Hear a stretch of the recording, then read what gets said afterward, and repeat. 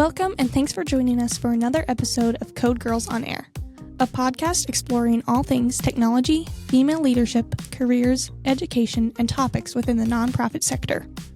On this episode, we interviewed Kate Mayer, who is the Chief Revenue Officer and co-owner of Endpoint Utility and is on the board here at Code Girls United. So join Kate and me to hear more of her story.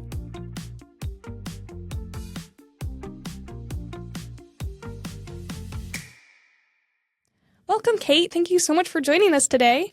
Thank you so much for having me. I'm so humbled and honored to be here, so thank you. No, we're excited to have you. So do you think you could start by just introducing yourself and telling us a little bit about your background and your career? Sure, absolutely. So my name's Kate Mayer. I am the co-owner and Chief Revenue Officer for Endpoint Utility Corp. We're a local technology managed service provider. We're based here in the Flathead Valley. So what we do is we provide fully managed IT, cybersecurity, and support for small businesses. So we're essentially the IT department for small businesses. Oh, gotcha. Yeah. Wonderful. Yeah. And I kind of, my career trajectory's been, it's always been in technology, but I grew up on the West Coast, Montana, Arizona. I went to college in Spokane at Gonzaga University. Oh, okay, nice. Yeah, kind of close to Very here. cool. And after that, moved back to Phoenix. I ended up getting my first job as a partner marketing specialist at Microsoft. So that was what really kind of launched my career in technology. Yeah. No, I bet. So did you always want to go into technology since you were little, or is that something you kind of figured out in school? You know, it was interesting. No, I didn't necessarily have like aspirations of being in technology, but I also, my degree is actually in international relations. And so like travel and like volunteerism, I studied abroad in high school and in college too. And so I always thought I might go into like working for an NGO or maybe being in the CIA or something like that. I thought I might go down that path. But when I graduated from college, the economy was at a bit of like a downturn. This would have been in 2006. And so I was really just applying and looking for a job. And I was pretty open to whatever field it was going to be in. Nice. And I was super grateful and thrilled when I had the opportunity to join Microsoft. So I didn't necessarily always like think I would be in technology, but it's been an amazing fit. And I love it as an industry and as a field. No, that's great. Yeah. So what surprised you most when you first started in technology or in your current job now too? Sure. Yeah. So I think the thing that surprised me most when I started at Microsoft and then, subsequently, and it still is amazing to me today, is just how vast the technology industry is. Like every company is really now a technology company. Yeah. I mean, it is essentially the underpinning for pretty much everything, right? Yeah, Technology it is. And so just the scale and the vastness of it, I think is pretty fascinating. But also how fast it moves. And I think that's what I love about it too, is that there's no horizon, like there's no end point with technology, right? Yeah. Like it just continues. Ever changing. It's just ever changing, exactly. Like something is developed literally, every second. And now with AI, I mean, just the speed of that is incredible, right? Yeah, no, it's insane. And have you had a big impact with AI in your job as a have you seen that? No, so great. It's so in my current role, and as a business owner, and like we provide technology services, like we are looking into building potential services around AI for customers. We don't have those today, but I do think that's something that we may evolve to having. But in my previous role, at a different organization, I helped to lead a lot of our go-to-market efforts around AI. Oh, gotcha. And so, just became very familiar with a lot of, the offerings, particularly around like Microsoft Copilot and some of those different tools. And it's just fascinating. So, it is. Yeah. It's crazy how much AI can actually do nowadays. Oh, it's just incredible. Yeah. And there's so many applications for it, so many good use cases for it. And it's that one's pretty exciting to watch. Yeah, for sure. So in your opinion, what is one personality trait somebody would need to have to be successful in your current role? So a lot of my role today, is really around, and kind of my like career trajectory or growth has always been in roles that are around like revenue growth. So whether that's been in, partner marketing or product marketing or marketing in general or go-to-market strategy, like the kind of thread there has always been like how do we grow revenue? How do we accelerate revenue? And so that's still where I'm focused today, with our own business. So one kind of, trait there, I would say I'd look at it from a couple different lenses. Like as a business owner, I would say tenacity is important. You have to have a lot of keep going kind of attitude, right? Like just keep going and keep learning and stay open. And then as it relates to more like, go to market or revenue acceleration, that piece, I think the two traits that come to mind with that are really both like tapping into your analytical side and then also tapping into your creativity. And what I think is interesting about that is that like so often our society paints those two things as like separate. Yeah. Right? Yeah. Like, or that they can't really like coexist together. They're like different buckets. But I actually think they complement each other super well. So if you think about, like taking a revenue model for, we want to grow by X amount and we have these variables and we have this budget and we have these parameters and you kind of build the framework for what you're trying to do. I actually find that you can get even more creative when you have that framework. You can like dive deeper into your creativity a little bit, which is what I think is cool about, kind of being in that marketing or go-to-market world. Very cool. Yeah, definitely. So can you talk about kind of what your day-to-day life looks like in your job? Sure. So, I mean, I wear a lot of hats. Oh, I'm sure you do. I wear a lot of hats, yeah. But a lot of, where I kind of try to stay focused is, starting my day really with like, what are those big rocks, right? Like, where can I go put my energy that's going to drive the most impact and the most result? So it can start, and generally I like to kind of give myself a baseline, right? So how do our financials look? How does our pipeline look? Like, what's sort of our state of the business from that perspective?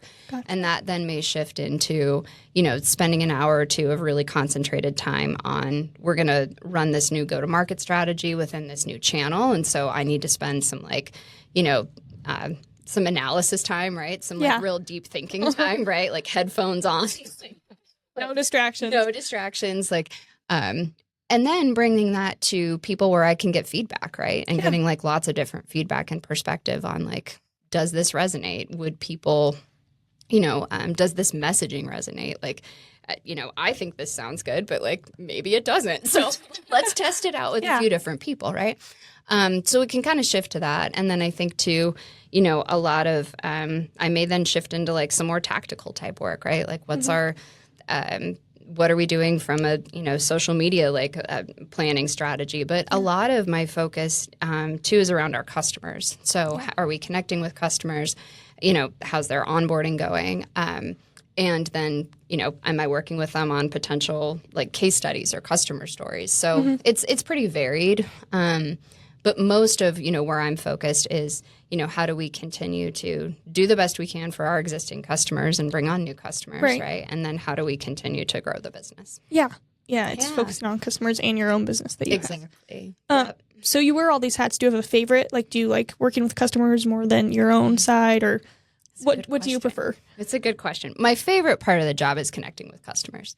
So my career in technology has been, at large organizations and some smaller ones, but I'm really passionate about small business. Like small businesses are the backbone of our economy. So when I can connect with customers and understand like, what's working for them, like how we can help, I love hearing that. It's really meaningful. Yeah.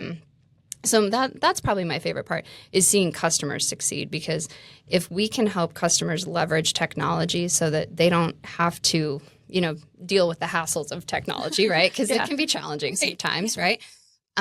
We give them back the time that they can then go spend to grow their business, right? Yeah. Or focus on what they want to go focus on. Not fixing like their technological issues.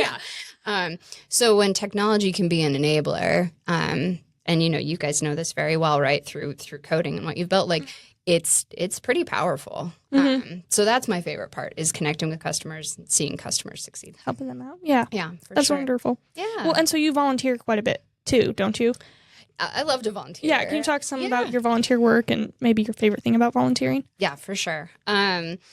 I think like volunteerism to me is really around connection. Like being a part of a community to me means like really being a part of it. Like, how are you giving back to it? Like, how are you participating in it? How are you making sure that all the members of your community, feel supported? So that's what I love about volunteering. I had done my parents were pretty active in the community growing up, so I think I had an example kind of set there. Yeah, a couple role models. Exactly. But I started. I was actually in like it was called service learning in high school, and it was a community service like class or program. And we just did a lot of, we came up with our own like community service projects and did that, and then that kind of expanded into, college. I was part of a program called Campus Kids. It was a mentorship program. I loved doing that. And then after college, I volunteered with a lot of different organizations, whether it's like a committee member or helping with fundraising, that kind of thing.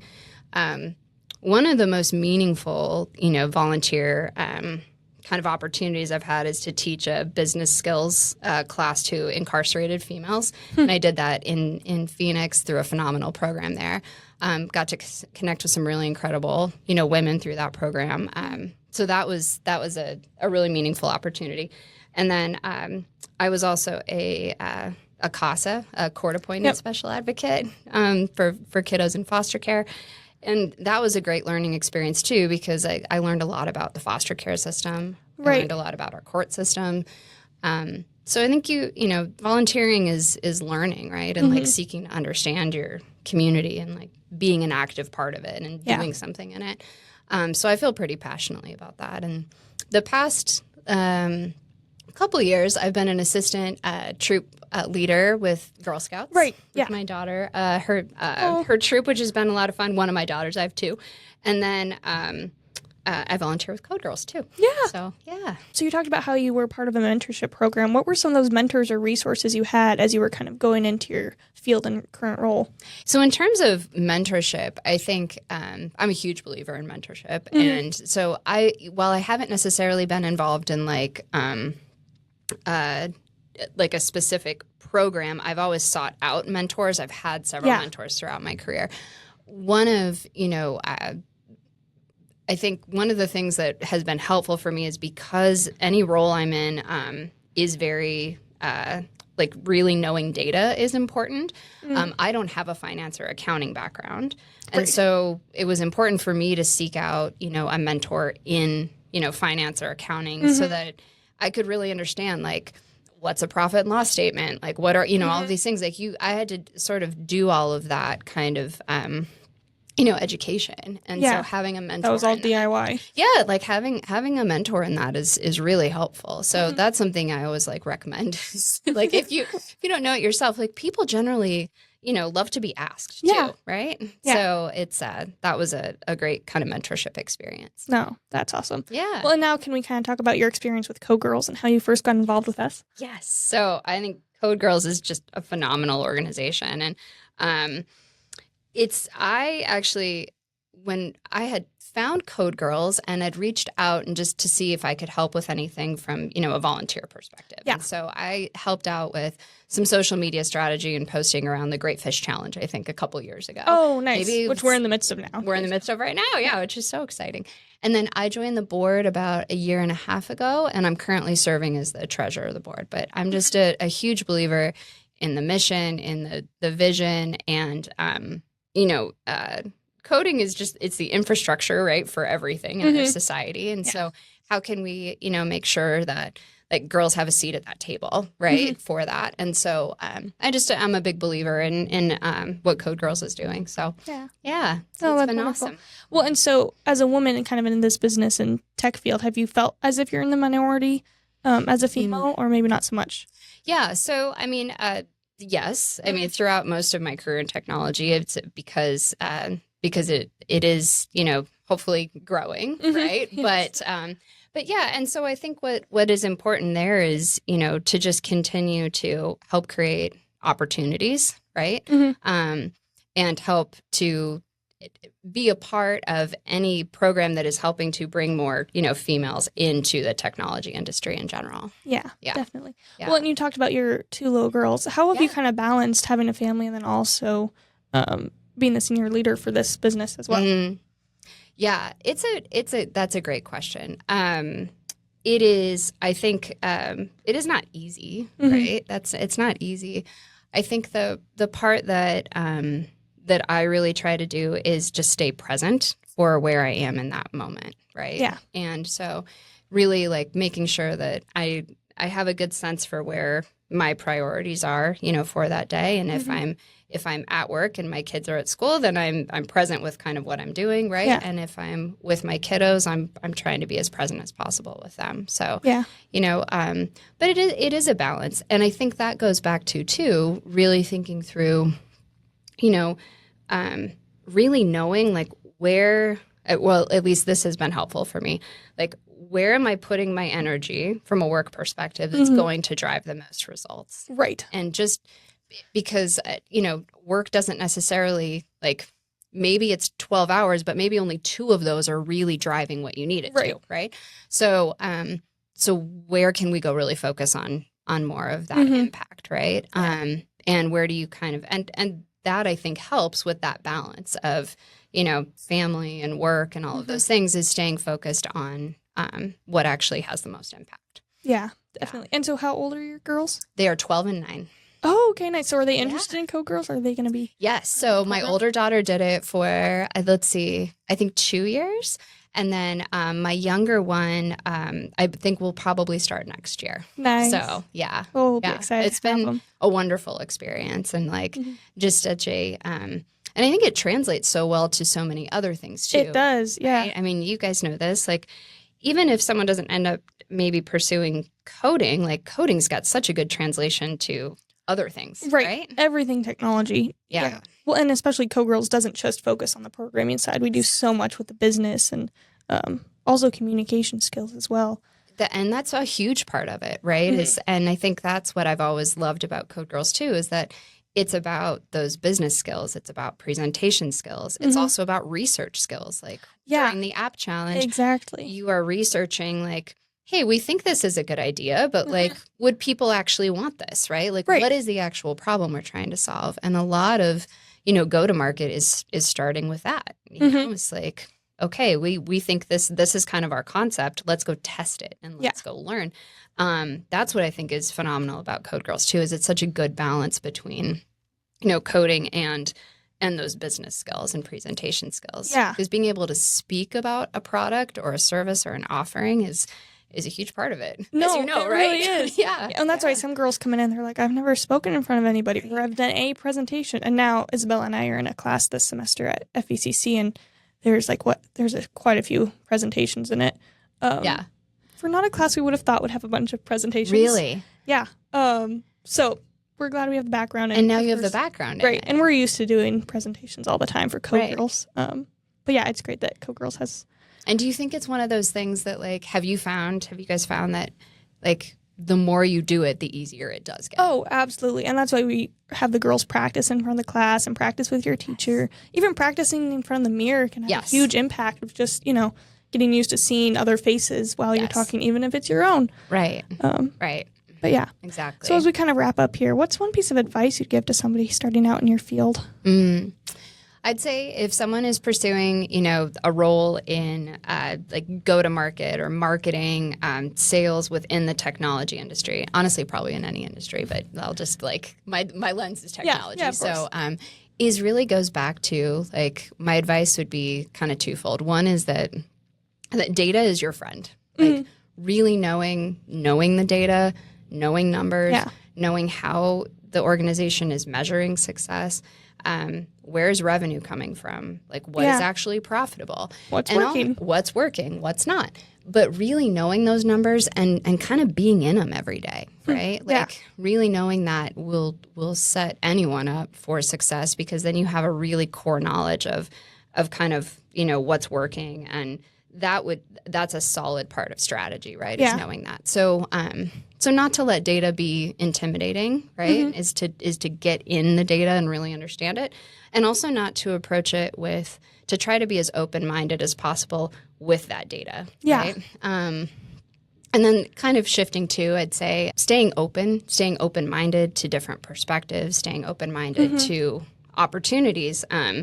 Innovation is like the inclusion of different perspectives and backgrounds and all those things, like that is innovative. And so like, how do you keep that, right? Keep that open mind. And then, I think just having like a really unshakable, relentless belief in yourself, right? Yeah. Like, and that's still something I coach myself on too. So it's not, that's a lifelong thing, right? And we have like, I keep doing that.